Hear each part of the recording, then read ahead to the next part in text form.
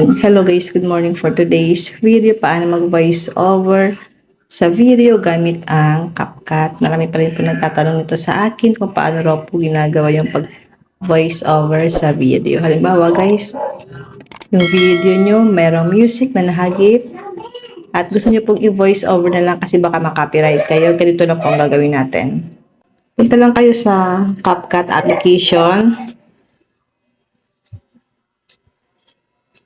Click new project. Dito guys, hanapin natin ang video na lalagyan natin ng voice over. Halimbawa guys, ito. Click add. I-play natin siya guys. Ngayon, lalagyan natin siya ng voice over. Pwede nyo pong i-mute ang sound niya.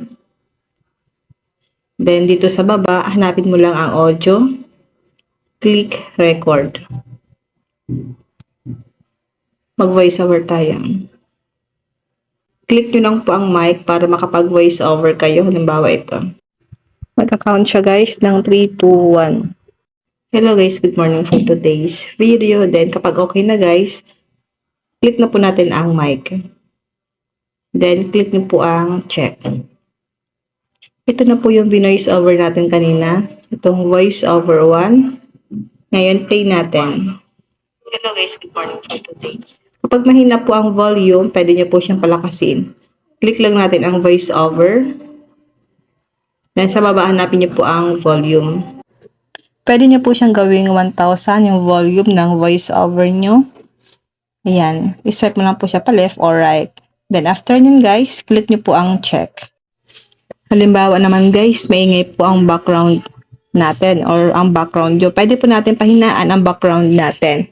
Yung ingay ng background natin. Click nyo lang po ang voice over 1. Then dito sa baba, hanapin lang natin dito ang reduce noise. Click lang natin ito. I-turn on nyo lang ito guys. Then, click nyo po ang check. Ganun lang po mag-voice over sa ating video gamit ang CapCut at kung paano po papahinaan ang ingay ng ating video. Pwede po natin talaga siya guys pahinaan. At kung ayaw nyo pong marinig ng mga friend nyo ang totoo nyong boses, pwede nyo pong palitan ang boses nyo. Dito rin po yan sa CapCut. Kahit po nag-voice over tayo, pwede po natin siyang palitan ang boses natin. Dito po sa baba, hanapin nyo lang ang audio effects. Click natin ang audio effects. Palitan natin guys ang ating boses. Dahil wala akong internet, i-on ko lang guys ang aking wifi.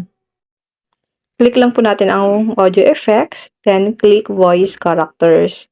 Piliin natin ito guys, Trickster. Ito po ang viral ngayon na madalas nating marinig sa mga nag-vlog, itong Trickster. Click lang natin ito. Then, Hello guys, good morning for today's video. Then kapag ganun guys ang sound ng Trickster. Alam kong familiar yan sa inyo. Then, click natin ang check. Ganun po ang gagawin nyo kung gusto nyo baguhin ang inyong boses. Pwede natin siyang palitan ng iba-ibang characters. Then, kapag maingay, pwede nyo pong bawasan ang ingay ng inyong background. Then, kapag okay na yun guys, click nyo na lang po ang save sa taas ito para ma-export na siya.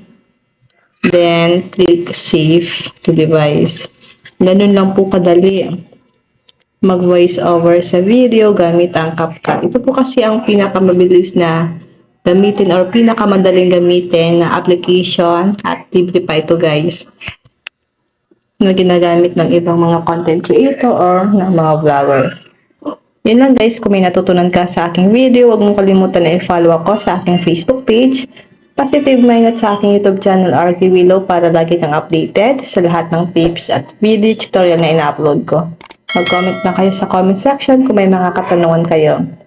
And now, thank you for watching. God bless you all.